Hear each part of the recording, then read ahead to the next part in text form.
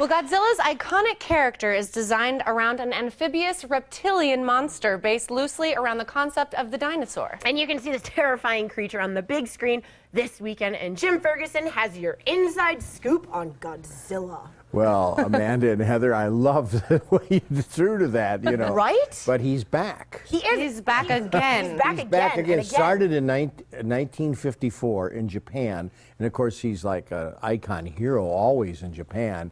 And they were a little skeptical about this version of Godzilla, but they do follow the original quite closely. Okay. And, you know, the stars of this movie are the creative team, visual effects people, the costume people. The effects are just incredible. The hero of the movie is played by Aaron Taylor Johnson, who is the son of the scientist played by Bryan Cranston, who we're going to have on Friday. And he's really involved in saving everybody. He's the superhero. Of course. And here is Aaron Taylor Johnson. When Godzilla makes his appearance, I thought the suspenseful action was unbelievable. It was suspense all the way through. Would you agree? Yeah, I think it keeps you on the. I don't think, you know, it's necessarily from the point of when like, a monster. I think there's suspense, yeah, from the get-go. I think there's emotional journeys. Yeah. I think you won't expect the kind of that sort of to feel the way you do in a monster movie, you know, through the other characters. Quick comment: you've seen a lot of special effects in your films you've worked with. How about this one? Yeah, I think the special effects look fantastic in this. Yeah, I think it's quite bizarre because when I filmed it, we didn't do.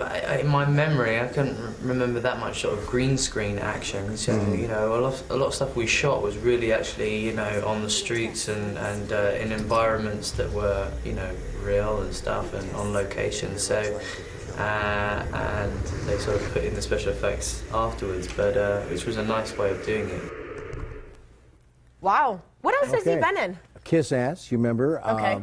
You mentioned a few other movies he was in. The Illusionist. The Illusionist. Anna Karenina. Yeah, he's done a lot. He's from England. He's a very good actor. Not a very good interview. Not really. It's always I've got to be honest, and I'm glad Alex used a lot of clips. Yeah, I have a feeling you made him nervous. Right? Unfortunately, I was the first one to interview him during that day. So he needed a little time to warm up. Yeah. And speaking, you don't have to warm up with the director of this movie, Gareth Edwards, who got his training with the BBC in England. He did a movie over there called Monsters, and because that was so good and so big, that's how he got this job as director of Godzilla. Really a nice guy. He is very well trained, and he put together a tremendous visual effects crew to work with him. All these people have been nominated for Oscars, all the people behind the scenes, you know what I mean? Yeah. But I had a nice visit with the director, Gareth Edwards. All right, let's check it out. The effects are fantastic. When Godzilla makes his appearance on the screen, it's breathtaking. But would you agree with me, Gareth, that it's character-driven? This movie. Film? Yeah. I hope so. Yeah. I mean, Godzilla being one of those characters. Yeah. I think that we definitely set out to try and create this family that you follow through the film. And I grew up in the late 70s and 80s where they didn't have CGI, and so, you know, those early films of Spielberg and James Cameron and Alien and things like this, they were very character-driven pieces, and as a result, when you get the spectacle, when you get the crazy horror and chaos, you really are invested and you're really rooting for everybody. And so we were trying to make a film more akin to that, where you get sucked into the events through these real people that you're following. You mentioned real people. How important was the casting? It's kind of like the most important thing you do, really. It's the one thing you can't change, really, when you're making a film. Like, you can always change a shot, you can always change the music, but it's the biggest decision you probably make. And so we went for the best cast we possibly could. There's initial reaction that they always have when you tell them it's Godzilla. They're like, and you go, no.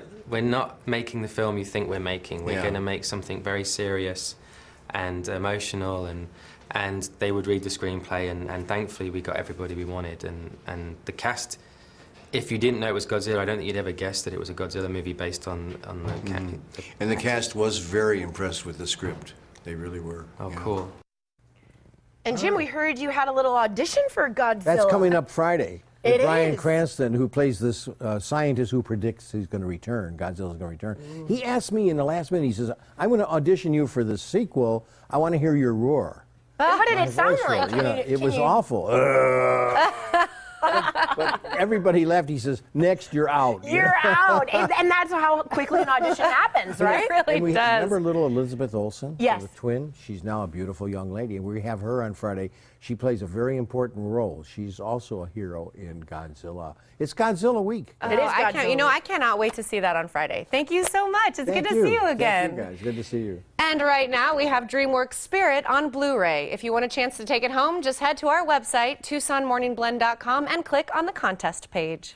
Still ahead on the Morning Blend, we'll tell you how you can wake up beautiful with some simple and easy tips for overnight.